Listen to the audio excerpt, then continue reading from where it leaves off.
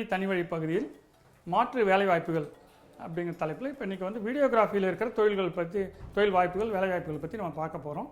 இந்த வேலைவாய்ப்புகள் பார்த்திங்கன்னா இப்போ வீடியோகிராஃபின்னா என்ன எல்லாருக்குமே தெரியும். ஒரு விஷயத்தை வந்து ஒளிப்படமாக இருக்கிறது. அந்த ஒளிப்பதிவு செய்யும்போது நிறைய விஷயங்களும் இருக்கும். நம்ம ஃபோட்டோகிராஃபி பார்த்திங்கன்னா ஒரு ஸ்டில்லாக இருக்கும்.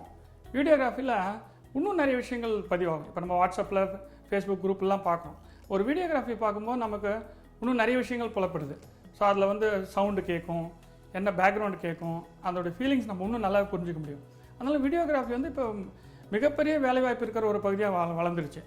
இதில் பார்த்திங்கன்னா இப்போ நிறைய பேர் வந்து ஒரு தொழிலில் ஒரு வேலையில் இருப்பாங்க.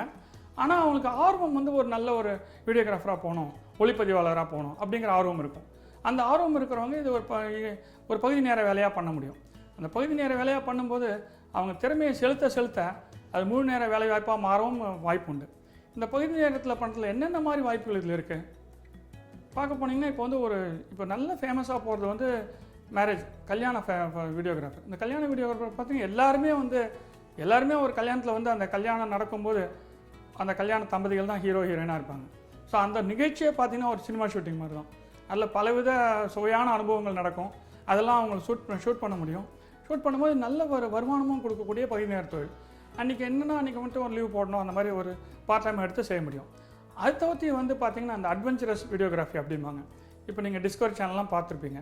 நல்ல ஒரு பெரிய பனி மலையில் போவாங்க, மலைச்சறுக்கில் போவாங்க, பாலைவன பகுதியில் போவாங்க.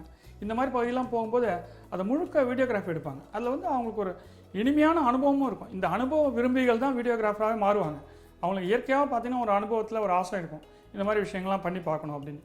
அப்படி பார்க்கும்போது நம்ம பார்த்த இந்த விஷயங்களை அடுத்தவங்க எடுத்து சொல்லணும் அப்படிங்கிற ஒரு உணர்வு இருக்கும்.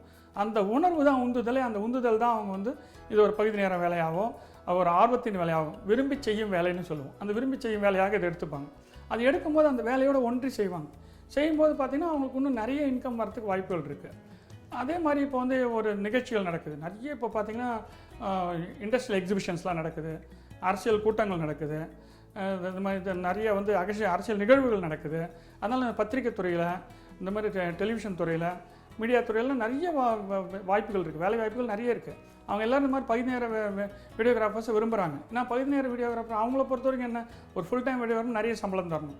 பகுதி நேர வீடியோகிராஃபர்னால் அந்த ப்ரோக்ராம் பண்ணும்போதுக்கு உண்டான பணத்தை மட்டும் கொடுத்தா போதும். அதனால் அந்த நிறுவனங்களுக்கும் என்னென்னா இந்த மாதிரி பகுதி நேர வீடியோ வரவங்க வந்து மிகவும் ஒரு சுவாரஸ்யமான வேலை செய்பவர்கள். நமக்கும் என்னென்னா ஒரு சந்தோஷம் கிடைக்கும். நம்ம சாதாரணமாக பண்ணுற ஒர்க்லேருந்து ஒரு மாறுபட்ட ஒர்க் பண்ணுறோம். அப்போ நமக்கு என்ன ஒரு mind relaxation, at the same time ஒரு நல்ல ஏர்னிங் இருக்கும். இந்த ஏர்னிங் இருக்கும். அதில் வந்து நம்ம இன்னும் ஆழமாக போக நம்ம இன்னும் சிறந்த வளர்ச்சி அடையும். அந்த வளர்ச்சியின் போது நம்ம மேலே பரிணமிக்க முடியும். ஸோ இதில் பார்த்திங்கன்னா இதுக்கு வந்து படிக்கிறதுக்கு நிறைய இன்ஸ்டியூட்ஸ் இருக்குது. இந்த வீடியோகிராஃபி பற்றி படிக்கிறதுக்கு பார்த்திங்கன்னா சிம்பிள் ஈவன் ஃபில்ம் இன்ஸ்டியூட்ஸே இருக்குது, ப்ரைவேட் ஃபில்ம் இன்ஸ்டியூட்ஸ்லாம் இருக்குது. அதை தவிர்த்து சின்ன நிறுவனங்கள் வீடியோகிராஃபி பற்றி அழகாக சொல்லிக் கொடுக்குறாங்க. அது ஒரு வார பயிற்சியிலேருந்து ஒரு மாத பயிற்சியிலேருந்து ஒரு சில மாத பயிற்சி வரைக்கும் இருக்குது. அது ஒவ்வொன்றுக்கும் வேறுபடும். இப்போ ஒரு குறும்படம் தயாரிக்கணும், ஷார்ட் ஃபில்ம் வீடியோகிராஃபர்னால் அது ஒரு மாதிரி. இப்போ ஒரு சினிமா தயாரிப்பதற்கு வந்தவன ஒளிப்பதிவாளர்னால் அது வேறு மாதிரி.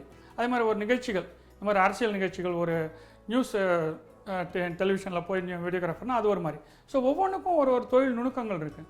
அந்த தொழில் நுணுக்கங்கள் நீங்கள் அதை வந்து செய்யும் போதும் அதை கற்றுக்கும் போதும் மேலும் உங்களுக்கு வந்து திறமை வளரும்.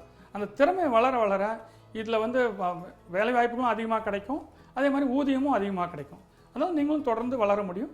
அப்புறம் நீங்கள் வந்து ரொம்ப அதில் ஈடுபட்டு முன்னேறி வந்தால் அது உங்களுடைய முழு நேர பணியாகவே மாறவும் வாய்ப்பு உண்டு. அதனால் இந்த மாதிரி ஒரு க்ரியேட்டிவ் ஃபீல்டு எல்லாமே மிகச்சிறந்த ஆலோசனை என்னென்னா, நீங்கள் முதல்ல ஒரு பகுதி நேரத்தில் சேருங்க. இந்த மாதிரி மாலை நேரங்களையோ சனி ஞாயிறுகளையோ செய்யுங்க.